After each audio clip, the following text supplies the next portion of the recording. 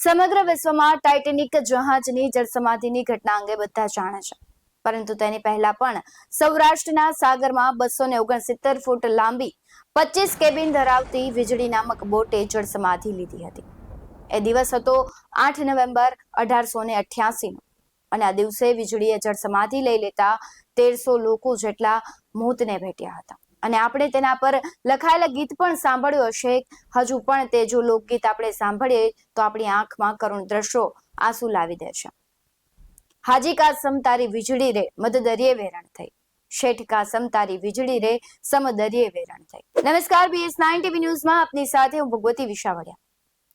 આજની તારીખે પણ કચ્છ સૌરાષ્ટ્રના લોક ડાયરાઓમાં જ્યારે આ લોકગીત ગવાય છે ત્યારે ગાનાર અને સાંભળનાર બંનેની આંખો ભીંજાયા વિના રહેતી નથી.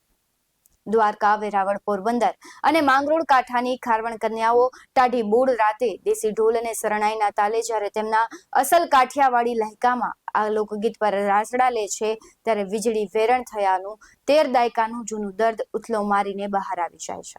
ફટરે ભૂંડી વીજળી તુને 1300 માણસ જાય, પર દરિયા છોરુઓના હૈયામાં દર્દના મહાકાય મોજા ઉછળવા માંડે છે. વીજળી ડૂબ્યાને આજકાલ કરતા 136 વર્ષ થવા આવ્યા છે. તેનો વિયોગ યથાવત છે. લોકવાયકા પ્રમાણે તેમાં મુસાફરો ઉપરાંત વરરાજા, જાનૈયા અને એ વખતે મુંબઈમાં લેવાતી મેટ્રિકની પરીક્ષાના વિદ્યાર્થીઓ સામેલ હતા, જે તમામ દરિયાદેવને વહાલા થઈ ગયા છે. એ પછી માણસ તો ઠીક, આગબોડ વીજળીના પણ કોઈ અવશેષો હાથ નથી લાગ્યા. મોટા પાયે થયેલી જાનહાનિએ વીજળીને ગુજરાતના માનસપટ પર હંમેશા માટે અંકિત કરી દીધી છે. પણ સમય વીતતા ઐતિહાસિક હકીકતોને બદલે લોકવાયકાઓ પ્રચલિત બની છે. કાળક્રમે તેમાં જાતભાતની વાતો ઉમેરવા માંડી. લાંબા ગાળે આ બધાનું પરિણામ એ આવ્યું કે વીજળીની ઘટનાને લઈને જનમાનસમાં તથ્ય વસ્તુને બદલે અતિશયોક્તિ અને આવેગોએ પકડ જમાવી લીધી. એનું એક કારણ તો એ હતું કે વીજળીને ડૂબતા કોઈએ જોઈ ન હતી. વળી મૃત્યુઆંક ઘણો મોટો હોવા છતાં ન તો એકે મૃતદેહ હાથ લાગ્યો, ન તો કશો કાટમાળ મળ્યો હતો. હકીકતમાં વીજળી સાથે જે કાસમનું નામ જોડાયેલું છે તે અન્ય કોઈ નહીં પણ કેપ્ટન કાસમ ઇબ્રાહીમ હતા. સામાન્ય રીતે મુસ્લિમોમાં આધેડ વયની વ્યક્તિના નામની આગળ હાજી જોડવાનું એક સામાન્ય ચલણ છે, ભલે તે પછી હજ ન પડ્યો હોય. આમ છતાં વીજળીના કપ્તાન કાસમ ઇબ્રાહીમ આગળ હાજી શબ્દ લાગવો સહજ છે, એટલે હાજી કાસમ ઇબ્રાહીમ વીજળીના કેપ્ટન હતા, જ્યારે હાસી કાસમ નૂર મોહમ્મદ મેમણ તેના પોરબંદરના બુકિંગ એજન્ટ હતા.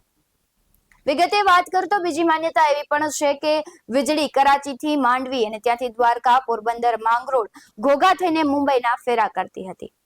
તે મુંબઈથી પ્રથમવાર ઉપડી હતી અને એ રૂટની તેની પ્રથમ મુસાફરી હતી. આ વાત પણ હકીકતથી વેગળી છે. અસલમાં છેક 1885 થી વીજળી મુંબઈ માંડવી માર્ગ પર ચાલતી હતી, નહીં કે મુંબઈ કરાચી માર્ગે. એટલે જળ સમાધિના 4 દિવસ પહેલા 5 નવેમ્બર 1888 ના રોજ જ્યારે તે માંડવી માટે મુંબઈથી રવાના થઈ ત્યારે તેની પ્રથમ મુસાફરી હતી. તે માંડવીથી દ્વારકા, પોરબંદર અને માંગરોળ થઈ મુંબઈ જતી, જ્યારે વેરાવળ, જાફરાબાદ, દીવ અને ઘોઘા જવા માટે બીજી સ્ટીમરો ચાલતી. એક વાત એવી પણ ચાલે છે કે વીજળી માંગરોળ નજીકના દરિયામાં નહીં પરંતુ તેનાથી પણ ક્યાંક આગળ ડૂબેલી હતી. આયખાના 65 વર્ષ દરિયો ખેડનાર માંડવીના 82 વર્ષીય શિવજી પુદા ફોફળની કહે છે કે જે જગ્યાએ વીજળી ડૂબ્યાના લોકો વાતો કરે છે ત્યાં એ સમયે દરિયો એટલો ઊંડો હતો જ નહીં. ત્યાં કેટલીક જગ્યા તો એવી છે કે વહાણોમાંથી કોઈ વસ્તુ ફેંકો તો પણ જમીન પર પડે. માંગરોળમાં આવો જ સાગર કાંઠો છે એટલે વીજળી ત્યાં ડૂબે તેવી શક્યતા ઓછી છે. જોકે ચિતલવાલાએ સંશોધન નોંધ્યા મુજબ વીજળીના માંગરોળના એજન્ટ બાલકૃષ્ણ બાવાજીએ તેને તારીખ 9/11/1888 ને શુક્રવારના વહેલી સવારે 1 વાગ્યે માંગરોળ પાસેથી પસાર થતા જોઈ હતી. માંગરોળ પસાર બાદ ઉત્તર બાજુથી આવતા ઝંઝવાતી પવનને ખાળવા તે મુંબઈ તરફ વળી હશે ત્યારે ચક્રવાતી તોફાનમાં સંપડાઈને દરિયામાં ગરકાવ થઈ હશે. આખી દુર્ઘટના વહેલી સવારે 4-5 વાગ્યે વચ્ચે બની હોવાની શક્યતા વધુ છે, કેમ કે તે પછી વાવાઝોડું સૌરાષ્ટ્ર પાર કરીને નબળું પડ્યું હતું અને 10/11/1888 ના રોજ વિખેરાઈ ગયું હતું. એટલે તે માંગરોળથી 25 થી 30 કિલોમીટર દૂર જ ડૂબી હોવાનું વધારે સાચું લાગે છે. પ્રચલિત લોકગીતો, કવિતાઓમાં વીજળીના ઉતારાઓને લઈને જુદા જુદા આંકડાઓ મળી આવે છે, ત્યારે હાજી કાસમ તારી વીજળી રે ગીતમાં 1300 અને એકમાં 1600 મુસાફરો કયા છે. અન્ય એક કાવ્ય સંગ્રહમાં વીજળી વિલાપમાં 800 આસપાસ ઉતારાઓ કયા છે, જેમાં માંડવીથી 400 જેટલા મેટ્રિકના વિદ્યાર્થીઓ ઉપરાંત કુલ 13 જાનો અને જાનૈયાઓ ગણ્યા છે. જોકે યુનિસ ચિતલવાલાએ વીજળીની વેચાયેલી ટિકિટોના આધારે શોધી કાઢ્યું છે કે તેમાં 43 ક્રૂ મેમ્બર્સ મળીને કુલ 743 પેસેન્જરો હતા, જે પૈકી મોટા ભાગના માંડવી અને દ્વારકાથી ચડ્યા હતા. 400 વિદ્યાર્થીઓને આંકડો વધુ પડતો હશે, કેમ કે એ વખતે બહુ ઓછા લોકો મેટ્રિક સુધી ભણી શકતા હતા. વળી બોમ્બે પ્રેસિડેન્ટનું પ્રમુખ શહેર અને વહીવટી પાટનગર મુંબઈ હોય એ રીતે પણ આંકડો વાસ્તવિક લાગતો નથી. જોકે 13 જાણોવાળી વાતોમાં તથ્ય છે, કેમ કે દુર્ઘટનાના 1 વર્ષ બાદ લખાયેલ વીજળી વિલાપ ગીતમાં પણ આ બાબતનો ઉલ્લેખ જોવા મળે છે. એ વખતે માંડવી દરિયાઈ સફરનું મોટું કેન્દ્ર હતું અને મુંબઈમાં રહેતા કચ્છીઓ મોટા ભાગે અહીંથી જ મુસાફરી કરતા. રેલવે હજુ પણ આ તરફ નહોતું પહોંચ્યું ત્યારે મુંબઈ જવું દરિયાઈ માર્ગે વધુ સફળ હતું. એ રીતે વીજળીની ઘટનામાં જે જાનોનો ઉલ્લેખ છે તે સાચું જ લાગે છે, કારણ કે કચ્છ આખામાંથી મુંબઈ તરફ આ રીતે અનેક જાનો જતી હતી. કચ્છથી મુંબઈ તરફ જવા માંગતા લોકો અહીંથી મુસાફરી શરૂ કરવાની રહેતી. હવે વીજળી ડૂબ્યા પછીની વાત કરીએ. ઈસવીસન 1912માં ટાઇટેનિક ડૂબેલું. તેની માલિકી વ્હાઇટ સ્ટાર કંપની દ્વારા તેમાં મૃત્યુ પામનાર પરિવારજનોને વળતર આપવામાં આવેલું. પણ તેમને જાણીને આઘાત લાગશે કે વીજળીમાં મોતને ભેટનાર કોઈને વળતર જ આપવામાં નહોતું આવ્યું, કારણ કે તે આકસ્મિક કુદરતી કારણોસર ડૂબી હોવાનું તારણ આગળ ધરવામાં આવ્યું છે.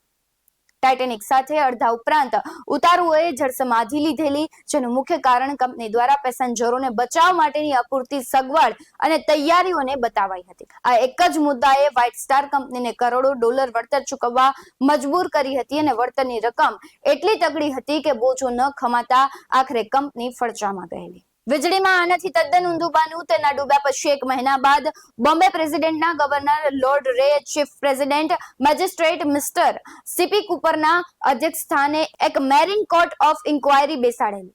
3 સભ્યોની કોર્ટમાં બીજા 2 હતા આસિસ્ટન્ટ પોર્ટ ઓફિસર MBN અને સુરત નામની સ્ટીમરના કેપ્ટન JD હોર્ન. 7 અને 10 ડિસેમ્બર 1888 ના રોજ તેની બેઠકો મળેલી. આ ઘટનાને સમગ્ર વિશ્વમાં સનસનાટી મચાવી દીધી હતી.